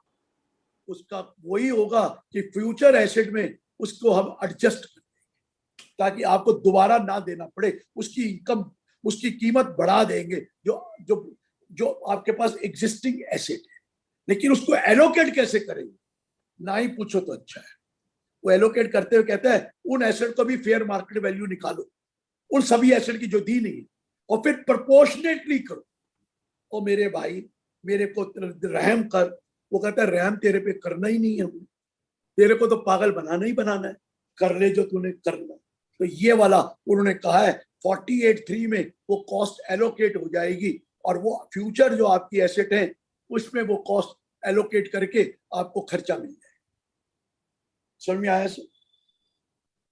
अब वो फ्यूचर वाला भी छोड़ दो, बाकी समझ में आया कि नहीं? तो फ्यूचर वाला समझाने के लिए तो ड्राइंग बोर्ड के बगैर या प्रेजेंटेशन के, और वो आपने फ्यूचर वाला जो है ना सर, वो सर्कुलर में एग्जाम्पल नंबर 1 अगर पढ़ेंगे तो कुछ कुछ समझ में आ जाएगा। कम से कम 10 बार पढ़ेंगे तो 50% समझ में आ जाएगा, 100% तो आएगा ही। फिर एग्जाम्पल 2 पढ़ेंगे तो पागल हो जाएंगे, फिर कहेंगे ये क्या फर्क है, दोनों में तो सेम आ रहा है। लेकिन एग्जाम्पल 2 में उन्होंने कहा बाहर वाले को बेचे तो क्या होगा और इधर पार्टनर को देंगे तो क्या, बाकी आंसर सेम है।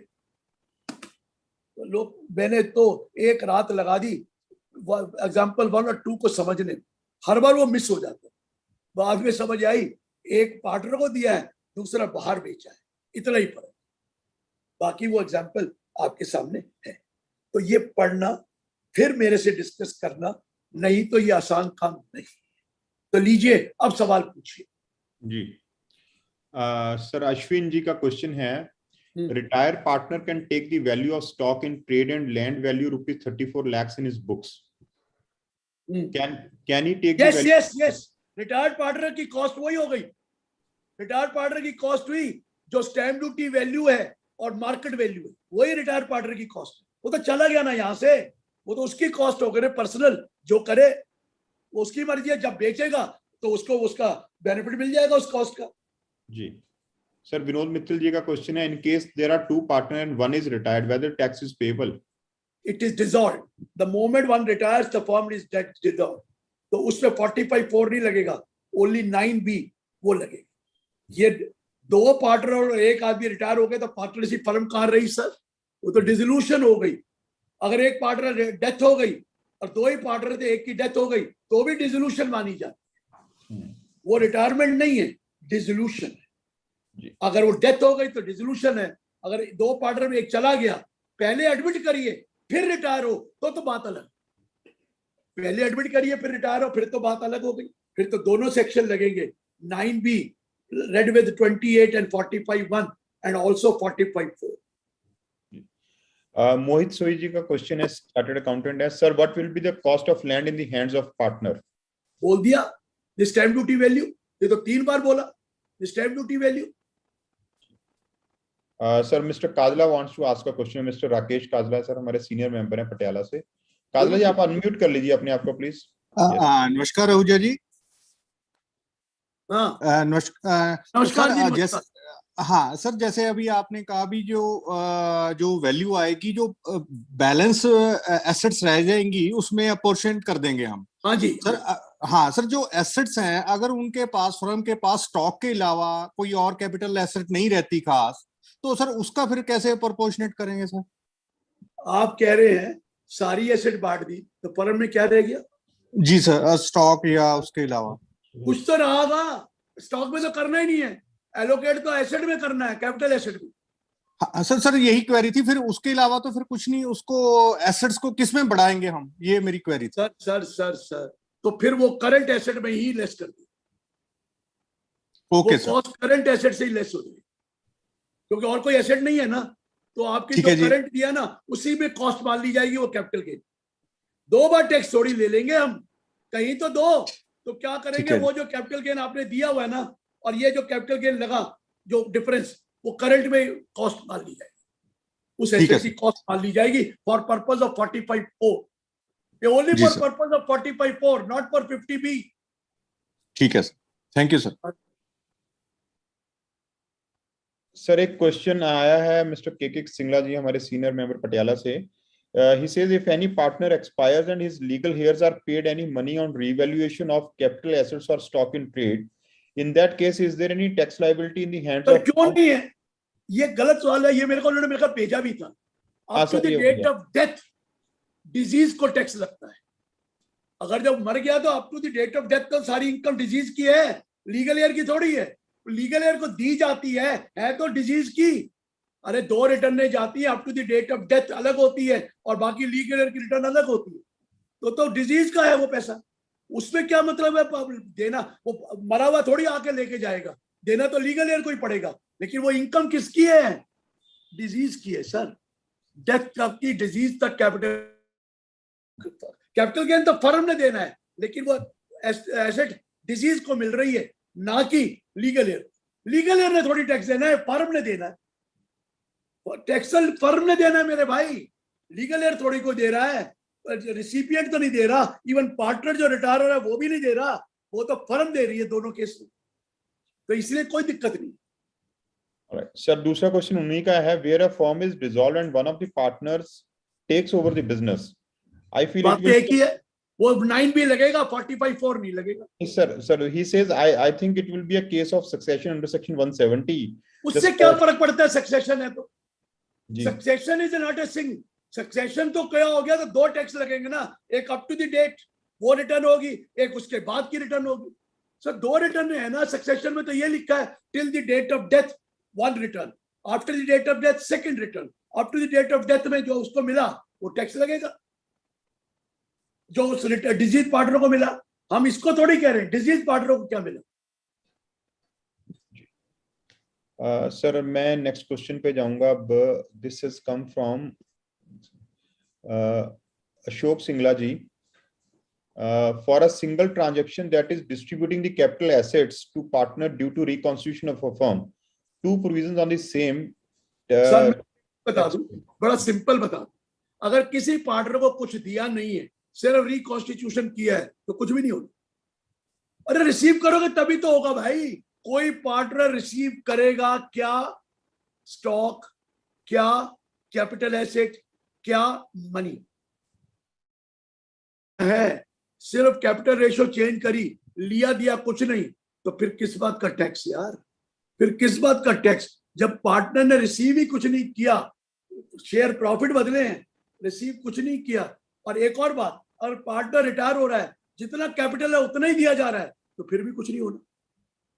उसको जितना कैपिटल है उतना ही दे दो, फिर भी कुछ नहीं होना। बात समझ में आ रही है? ये तो तब आएगी जब आपने उसको कैपिटल के बदले कोई एसेट दे दी और एसेट की मार्केट वैल्यू निकाल दी, और एसेट के बदले मनी दे दी और उसका कैपिटल 2 करोड़ रुपया है और 2 करोड़ को दे दिया, तो किस बात का टैक्स यार। कोई कैपिटल गेन थोड़ी हुआ है, 2 करोड़ कैश दे दिया, खत्म हो गई, धन्यवाद। हमने कोई दिया थोड़ी है, बेचा थोड़ी है। जब तक एसेट नहीं आएगी, जब तक स्टॉक इन ट्रेड नहीं दिया जाएगा, 25(4) वो 9B नहीं लगेगा। और जब आप मनी में आएंगे 45(4) में जितनी मनी है उतना ही कैपिटल है, तो कैपिटल गेन है ही नहीं। समझ आ रहा है सर? कैपिटल गेन है ही नहीं। तो आप समझदारी से काम करें तो कोई टैक्स नहीं, कोई टैक्स नहीं। सर विनोद मित्तल जी का क्वेश्चन है कि are these provisions applicable on LLP also? LLP और फर्म का क्या फर्क है सर? एक ही चीज है, फर्म इंक्लूड्स एलएलपी, कोई चीज का फर्क नहीं है। फर्म और एलएलपी एक ही चीज है, for the purpose of income tax, not for other purpose. For purpose of income tax A firm includes LLP. ये तो सेक्शन 23 में लिखा हुआ है, A firm includes LLP. Sir Harvinder Singh ji ने कहा है कि can you please repeat the example after 37 lakh calculation 20 + 17. Sir 20 lakh तो उसका कैपिटल था, 17 लाख रुपया कैपिटल गेन हो गया, 17 लाख रुपया उसका बिजनेस इनकम हो गया। कैपिटल गेन तो 40 था, लेकिन वो हमने कहा उसका इंडेक्स छोड़ दो, इंडेक्स छोड़े बगैर 17,33,000 हो गया, तो टोटल उसकी कैपिटल 37 लाख आउटस्टैंडिंग है। अगर आप 37,33,333 दे दोगे तो हम कुछ नहीं कहेंगे, धन्यवाद, कोई कैपिटल गेन है ही नहीं 45 को। लेकिन 37,33,333 से ज्यादा दोगे तो आइए 45 भी अट्रैक्ट हो, और जितना ज्यादा दिया वो कैपिटल गेन आप फ्यूचर एसेट में कॉस्ट मान लेना, ये कहा।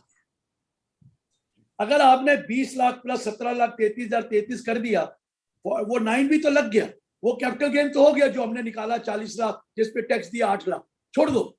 लेकिन यहाँ 45 नहीं लगेगा अगर उसका जितना भी कैपिटल आउटस्टैंडिंग है सिर्फ उतना ही दिया तो, उतना ही दिया तो, उससे ज्यादा देंगे तो लगाइए टैक्स।